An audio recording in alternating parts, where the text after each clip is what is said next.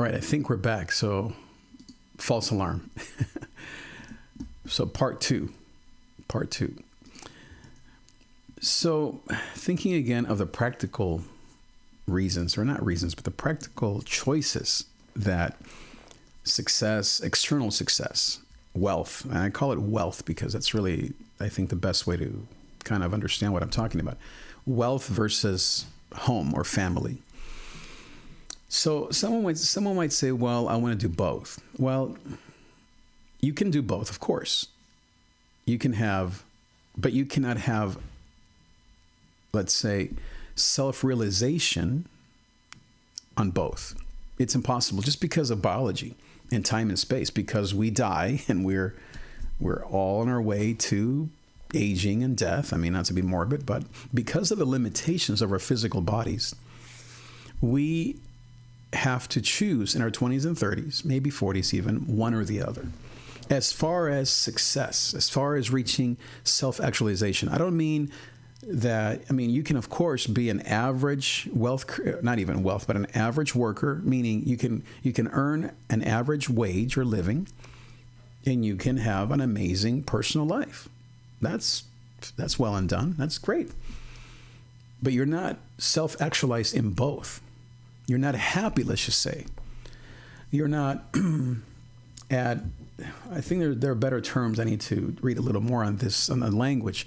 But self-actualization is really the best way to put it. You're not going to be, let's just call it successful. And by that, I mean on a scale from 1 to 100 at 90, in the 90%, if you focus on both. You're going to fail at both.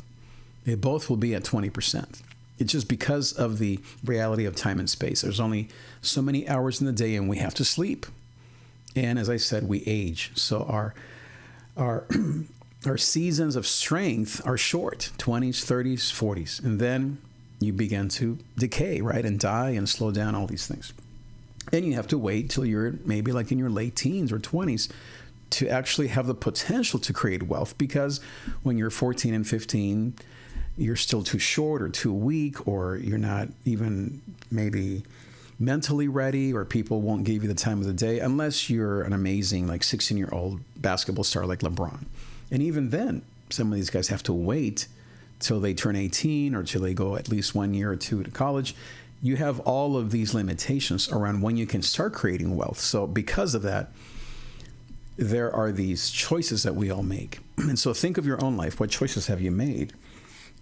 And which of them would you say, as far as wealth versus personal life, family, let's say, personal wealth, personal wellness, which is at 100% or 90, or which one's greater than the other? So now you may have, let's say, an alpha female in their 20s and 30s, in her 20s and 30s, who knows instinctively that they don't want kids. They don't want the domesticated life. And even though society, parents, culture may judge them, or even they have some guilt, maybe even church guilt, religious guilt, they know who they are, and they're not going to have kids or even get married because they want to focus on wealth creation, which, as I said, it means time and energy. It means working till 7 p.m. or 9 p.m., working weekends, having 2-3 jobs in order to get what you want, which is financial wealth, freedom, whatever you want to call it, at a 90% clip. If you want financial stability at a 20%, meaning you want to make just enough to get by, then you're probably very wealthy in your personal life. Now, of course, people can destroy their lives and be a failure in both. Of course, you can do that, but it is impossible because of time and space to have it all at the same time. Now, someone could say, well, let's say a typical story of a female, let's say a beta female, let's just say. Beta meaning they're not drivers. They're more passive. They're more the partner to. The alpha is the leader. Could be a male or a female. Let's say you have a beta female who says, in my 20s and 30s, I want to focus on home. Be the perfect mom out of love.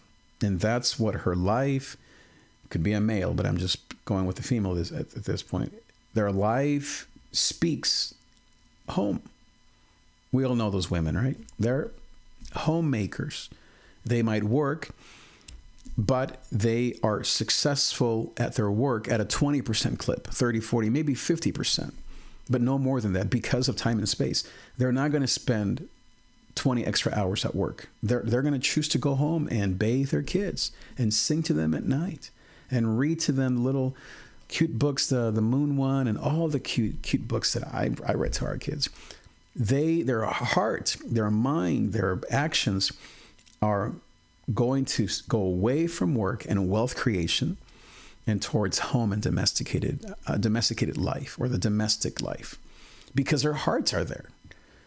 Most likely they're beta women, beta females. Same goes with beta males. And so let's say that woman wants their kids, back to midlife stuff. Now this woman is in her late 40s, maybe early 50s, and she's now ready to focus on her career. It's too late.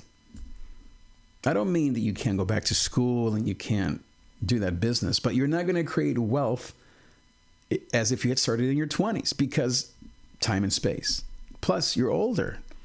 You don't have the energy. People don't maybe want to see or talk to you as much as we age, right? There are less and less choices, especially if you, let's say, athletes is too easy because of the physical nature of athletics. But let's say you want to create the next Amazon and you're a beta female. So in your 20s and 30s, maybe even your early 40s, you focus on the home front and your kids are gorgeous, beautiful, respected individuals. They didn't screw up. They didn't get pregnant. You didn't beat them up. You didn't drink. You didn't overwork. You focus on your family, on your children, and your marriage. Your husband didn't leave. You didn't leave. Your husband didn't become an alcoholic. You didn't become an alcoholic. You focus on your marriage to the best of your ability, and you are wealthy in your home life. And now let's say you're in your late 40s and you want to create the next Amazon. You have maybe 5 to 10 years to make that work. And so it's going to take you longer to get there. And then you're 60. That now you only have 10 years to enjoy that. Now you're in your 70s. You might think, you know what? I want those grandkids at home. I want to spend time with my grandkids. Forget the online, forget the next Amazon. Because those grandkids are now around because you've built a beautiful family. And those kids that you raise now, 20s and 30s, they're having kids. And because they have a great relationship with you, and because you read them all the little books, and you still have the little big wheels and the strollers in your house, because you were dreaming of that since you were maybe even a young girl. That family wants to spend time with you, and guess what? You're going to say, forget the company. I'm going to go spend time with my grandkids, or I'm going to counsel my adult kids. You see where I'm going with that? Your business is not going to blow up. You're going to die. You're going to get to the end of your life a happy woman personally, and you're going to create just enough wealth at 20%, 30%, and you're happy. You're a happy woman.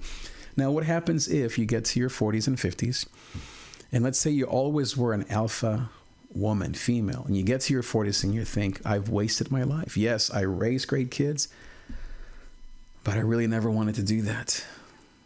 That's where people commit suicide, and they become nihilistic.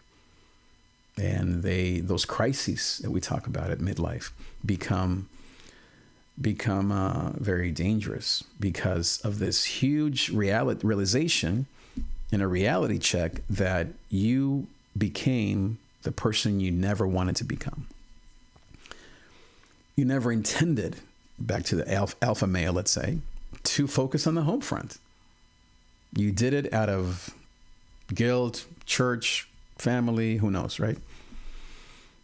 And now you're in your 40s and 50s, and let's say you wanted to compete for a decathlon or bodybuilding, or you wanted to play in a men's basketball league or soccer league. Well, back to time and space and the reality of death and dying, your body can't handle any of those things now in your 50s. You can, especially if you're just getting started. You're going to then have to do stuff that fits your lifestyle. And that is going to bring you back and even maybe push you back to being domesticated. And maybe you live your second half of life happy being that way, but you never will become this alpha male wealth creator if you start at 50. You might create enough wealth, or not, let's not call it wealth, enough wellness to provide, but your real treasure is not in heaven, but in your family. I know what the verse says, but my point of this talk here is that your real treasure is in those kids that you spend time with. And now they're 20 and 30 and they have beautiful careers, beautiful marriages of their own, because you modeled as a man, as a woman, marriage, love, unity, faith, spirit. You didn't mess up your life. You didn't go down the wide path, the wide road. You stayed on the narrow path for 40 years, maybe 50, and you are wealthy in what matters to you. Now, if you did that out of the wrong reasons, and now you're at midlife and you regret quietly, no one knows, but you know, you regret your focus, you're going to be, as I said, confronted with suicide and nihilism.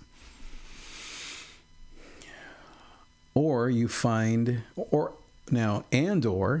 you do focus now on wealth creation, but you lower your expectations.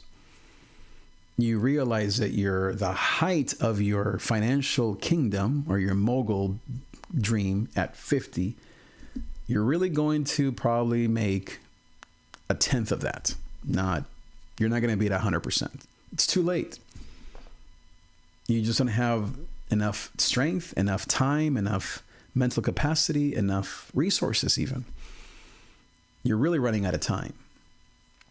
And so it's better for that happiness curve to emerge. Another great book I recommend called The Happiness Curve by Daniel Bachman, I believe.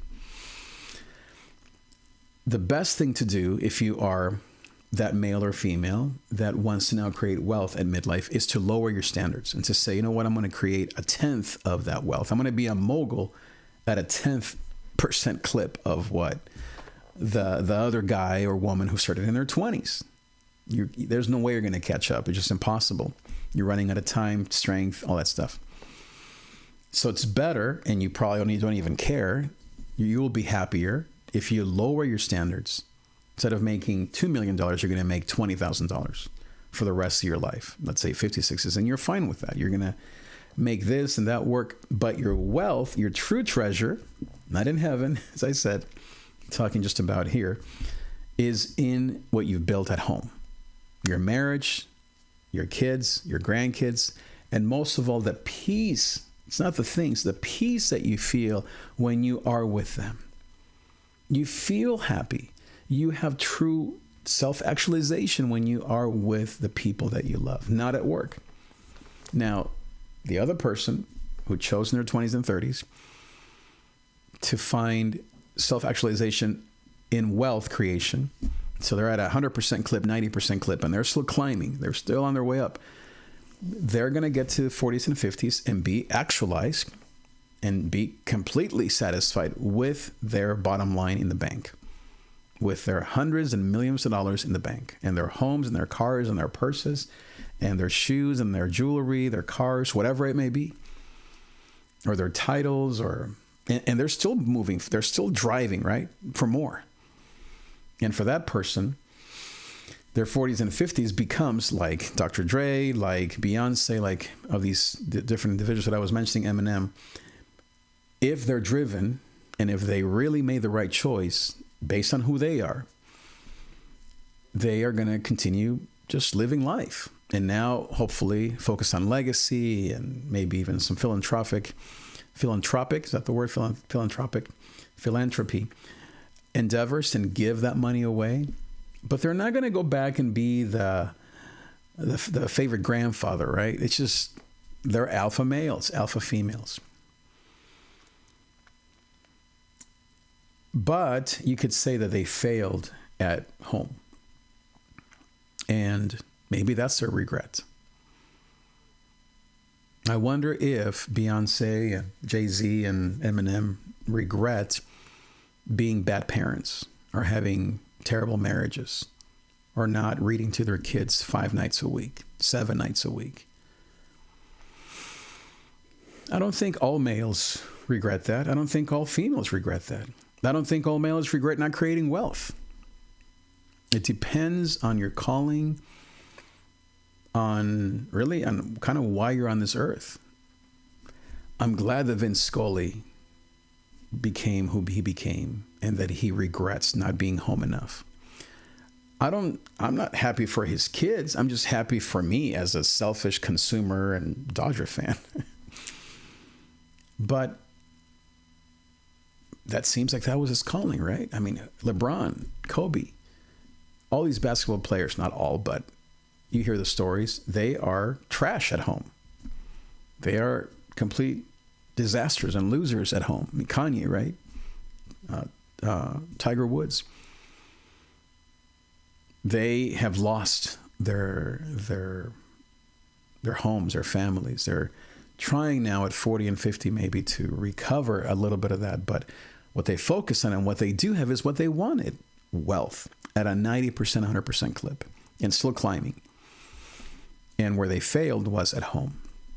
They chose that. And now in their midlife, right, their second half of life, do they want both? I don't know. I mean, they might even want it. I don't think Tiger Woods wants to settle down, right? Settling down has nothing to do with age. It has everything to do with your personal calling, your personal biology, what you think about, really why you're on this earth. And I think the sooner, I don't even know if it's a choice that we make. I think it's something that we're just born with. And we just have to then fight the battles of religion, faith, and expectations. And you go through life and you think, well, I guess if you're a woman and you're an alpha woman, I guess I have to have kids and feed them and spend time with them till they're 20, I guess. But inside, you're dying. You're dying inside because that was never your choice. And what you really wanted was to never get married, never have kids, and focus on your career and create wealth at that 90% clip, to then be generous or just enjoy whatever you want to do. Pass it on, give it away. Who cares, right? Who knows? Now, in the Bible, right? Oh, my goodness. You have a million examples of this. Paul, what did he say? He literally said, don't get married if you want to be successful. That's what he said. I mean, he dressed it up in religious terms. If you want to be in ministry, it's better not to have a wife. But really, if you think of it just in terms of leadership in this topic, he said, if you want to have a big church, don't get married. You're going to fail at home. Carl Lentz, right? He failed at home. But man, did Justin Bieber and him hang out, and Kevin Durant. Man, did that look like fun. Not for me, but it sure looked like fun for him. And guess what? He wanted that. He chose that. Now he's suffering the consequences, but he will never be a man. I mean, it just not, I don't think that's how life works. Especially now, he's in his 40s. He's not going to stop wanting to drive and be, he's obviously an alpha male. So he's going to repair whatever he has to repair and go back to being a driven wealth creation man. That it seems to be why he's on this earth, at the expense of his wife and kids. And you're going to have then that kind of generational curse continue until someone breaks it.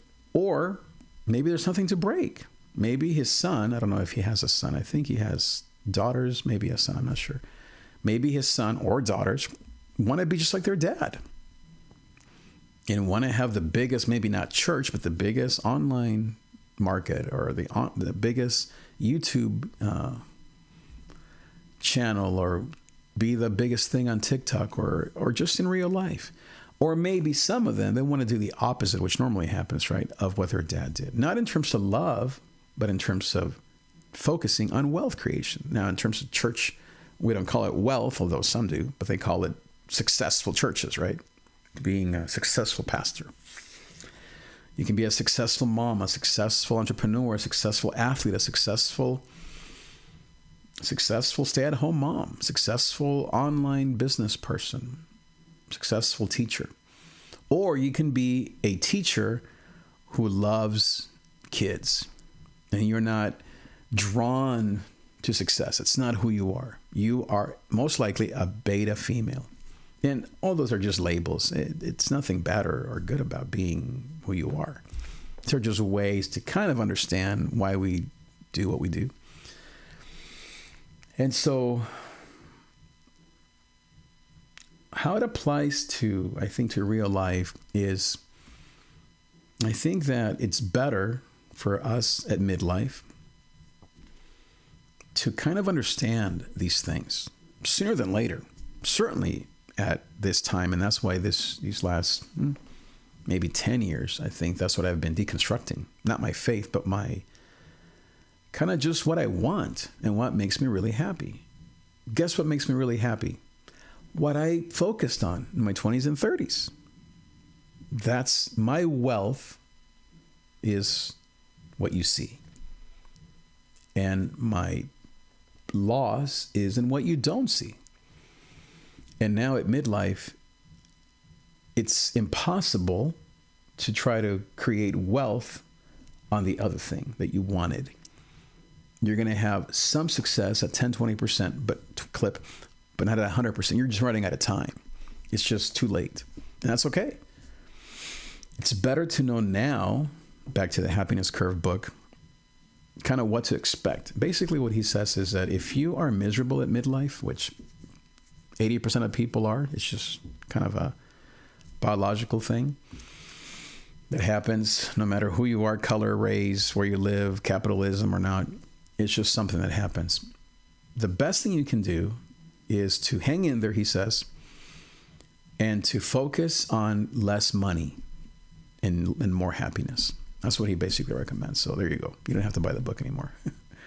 He basically says that the best thing you can do is to lower your standards financially, talking about wealth again, wealth versus family, wealth success versus personal success or home success, and to be happy. Working at Home Depot, making $20 an hour, but spending time with those little old ladies in the flower area, helping them choose what flowers they want and pushing the cart to their cars, or maybe helping the young man who bought his first house, and you now as an old dog, as a mentor, you can walk him through what kind of nails to use or what kind of plywood to buy. And to find real joy in that. Financially, you are broke, right? You're barely making it, but you are rich in what matters to you and who you've always been. It's just you lower the expectation. The worst thing you can do is at midlife is to say, I want to be the next Jeff Bezos because I never did it. It's better that you become truer to who you are, to who you've been, and to basically go through that crisis, avoid the trophy wife, the brand new car, the fancy jewelry, whatever, right? Or for the women to drink and party and just finally let loose now that the kids are older, or lose your marriage or date again, or lose 50 pounds. Or it's better that you can work out, of course, and eat healthy. I mean, of course. But it's better that you remain true to yourself after that crisis and lower your expectations in terms of financial wealth. Now, if you were financially successful at 0 to 50, let's just say, you had the big church, big money, big cars, big hair, everything, right? You became the mogul. Financially, I'm talking about wealth creation. And now at midlife, things aren't going your way anymore. It's probably better that you lower your expectations in terms of what kind of family life you want to have, so that you can be present as a family man or woman without wanting to be the next Mr. Rogers. And just simply do it your way. You're still going to want to be successful, even at 80, at 90, if that's who you are, if that's how God made you to be. Your treasures aren't in heaven. Your treasure is in you continuing to create wealth. But in terms of personal life, instead of wanting to be the Aunt Jemima or I don't know, whoever, right? Mother Teresa, because you think you should, because now, I've created all that money. Now I need to be home. Instead, lower your expectations of the kind of homebody that you should be. And instead, continue to be you and spend just enough time at home doing the things that you really love, but lower your expectations. Same thing again, just to repeat, I guess, myself, is if you focused on home and your financial or your home life is a success, lower your expectations in terms of how much more money you want to create now. Create less money so that you have more time and space, back to that, to actually spend time with people, to love people, because that's who you are. Stop living in the regret that you're not rich. If you were meant to be rich, you would be rich by now at 50. But guess where, meaning financially, wealth, I'm talking about wealth, material success. But if you have an amazing home and peace with your family, with your husband, with your kids, they love you, they didn't get into all these kinds of troubles because you were there in their lives. Now, I'm not saying that things can go wrong, but as much as you could, you were there. You were present. You spent the 80 hours at home investing into your family. If you did that and you succeeded at that, now at 50, forget being a successful entrepreneur. Lower your expectations. Do what you can. Lower it to 20%, 10%. Instead of making $1 million, focus on making 100,000. Instead of making 100,000, focus on making 10,000. And spend the rest of that time, that 80% of the time, on people, on your husband, on your wife, on your grown kids, on their, if they have kids, these days, on their kids, being the most amazing grandfather. That's what the book says, and that's what I've noticed, and that's what I think true happiness is. And then whatever God has for us in heaven, as far as treasures in heaven, great. I'm the type, a bit of a heretic in this, or whatever. It's not even that. I'm an open-minded person. That the whole treasures in heaven thing, I would say it's at least half, 50% what I'm talking about here. Happiness here on earth, in these kinds of things that we're talking about. And then whatever else Jesus has for us in heaven, thank you, Lord. We'll take it, right? We'll take all the help that we can get. At midlife for me, I have built an amazing home life. I'm not rich. I'm not famous. I haven't written any books. I don't have a big church. And it's not like someone needs to tell me, but. No. Those are the facts. It's like, how much money do you have in the bank? There's no feelings involved with that per se. You have what you have. You have put in that much money in there. You saved it or you spent it. Same thing with life at midlife. We have what we have because it's what we wanted. I wanted to have the life that I have. And now, with all the things that I'm doing, yes, of course, at times I have these crazy arranques, we call them in Spanish, to become this Dr. Dre. From 50 to 90? That's a pretty sad looking Dr. Dre, right? How about if I become Grandpa Dre, Abuelito? Doesn't that sound like me? Doesn't it sound like you? And work at Home Depot and make $10,000 versus $1 million. And change whatever you have to change to be happy financially, have enough, but be rich in my case, in the things that I value the most. And stop that tension. Stop. Now, if you get to midlife, let's say a woman again, an alpha woman, and you realize that you want to have kids now at 50. Well, back to biology, right? It's going to be very difficult. I have a friend who, she's at 50 now, and she is a life coach. She's been my coach for many years now. Lost her husband, estranged from her adult kids, lives alone, doesn't have a lot of friends, is dating again, and yet she doesn't really like that because dating is not for 50-year-olds, right? Not at the pace when you're 20 or even your teens. She doesn't like it. She is going to go back to just working on her business. Even though she thought that because of the divorce and because of these things, that she would maybe buy a new house and date and kind of be established or kind of redo her home life. She doesn't care. I mean, she doesn't want that. It's just not who she is. She's going to work on her business now in her 50s and just keep going up, keep building her business. And as I said with Vince Scully, I'm glad because she's an amazing coach. I would be sad. I probably would be happy for her if she got together with her husband again. I don't know what happened. And maybe became this loving mom. I'm not saying she isn't, but you know what I mean, right? Become successful and wealthy at 90% at home. That would be wonderful for her kids. It wouldn't be wonderful for us who watch her content and she's helping us and all these things. But it really is up to her.